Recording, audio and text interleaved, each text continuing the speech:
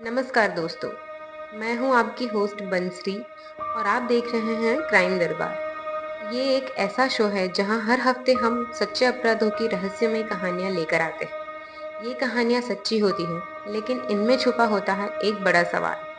क्या आप कातिल को पहचान सकते हैं? आज की कहानी एक ऐसी ही बच्ची की है जिसका जन्मदिन आने वाला था, लेकिन उससे पहले ही उसकी मौत ने सबको हिलाकर रख दिया। उसके घर में 2 लाशें मिली और शक की सुई उसके ही माता पिता पर थी। तो चलिए जानते हैं, क्या था आरुषि तलवार हत्याकांड का सच। ये कहानी है नोएडा के जलवायु विहार की, जहां एक डॉक्टर परिवार रहता था। डॉक्टर राजेश तलवार, उनकी पत्नी डॉक्टर नुपुर तलवार और उनकी 14 साल की बेटी आरुषि। आरुषि एक समझदार और होनहार बच्ची थी। ये अपने कमरे में पढ़ रही थी क्योंकि अगले दिन उसका जन्मदिन था और उसकी एग्जाम्स भी चल रही थी। घर में एक नौकर भी था जिसका नाम था हेमराज। रात बीत गई, जो काफी नॉर्मल थी। परिवार ने खाना खाया और फिर अपने अपने कमरों में चले गए। लेकिन किसको क्या पता था, अगली सुबह की शुरुआत एक चीख के साथ होगी। सुबह जब नौकरानी घर पर आई तो दरवाजा अंदर से बंद था। नुपुर तलवार ने दरवाजा खोला और कहा, हेमराज घर पर नहीं है और आरुषि अभी भी अपने कमरे में है। नुपुर और राजेश ने जब आरुषि का कमरा खोला तो उन्होंने देखा कि उनकी बेटी अपने बिस्तर पर मृत अवस्था में पड़ी है।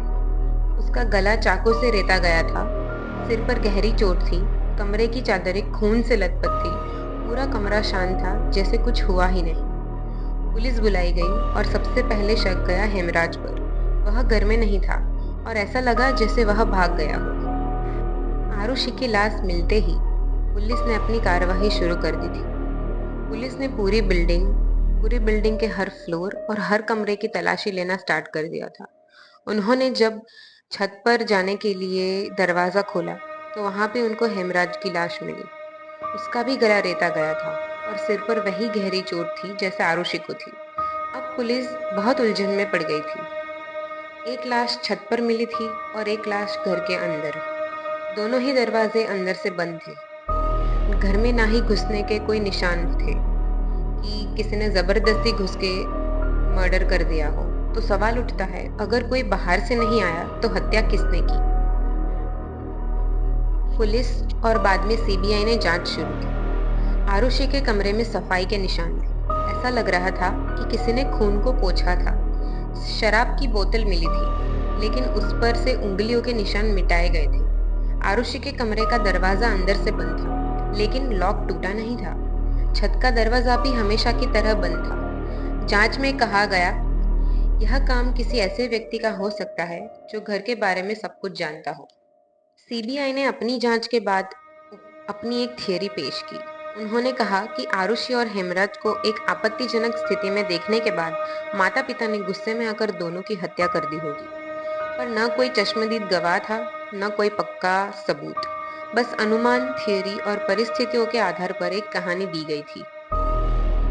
2013 में सीबीआई कोर्ट ने राजेश और नुपुर तलवार को दोषी ठहराया। उन दोनों को उम्र कैद की सजा सुनाई। लेकिन 2017 में इलाहाबाद हाई कोर्ट ने कहा, संदेह की बुनियाद पर किसी को दोषी नहीं ठहराया जा सकता और दोनों को बरी कर दिया गया। आज भी यह केस अधूरा है। ना कोई गवाह है, ना कोई साफ कातिल। 14 साल से ज्यादा समय बीत चुका है। आरुषि की हत्या आखिर किसने की? अगर उसके माता पिता निर्दोष है तो असली कातिल कौन है और आज कहाँ है? या फिर ये पूरा मामला ही झूठी थियोरियों के ऊपर बना दिया गया है? तो दोस्तों, ये थी 14 साल की मासूम आरुषि तलवार की कहानी। ये एक ऐसी कहानी है जो सिर्फ एक केस नहीं, एक रहस्य है। आपके हिसाब से कौन हो सकता है कातिल? कमेंट में जरूर बताइए।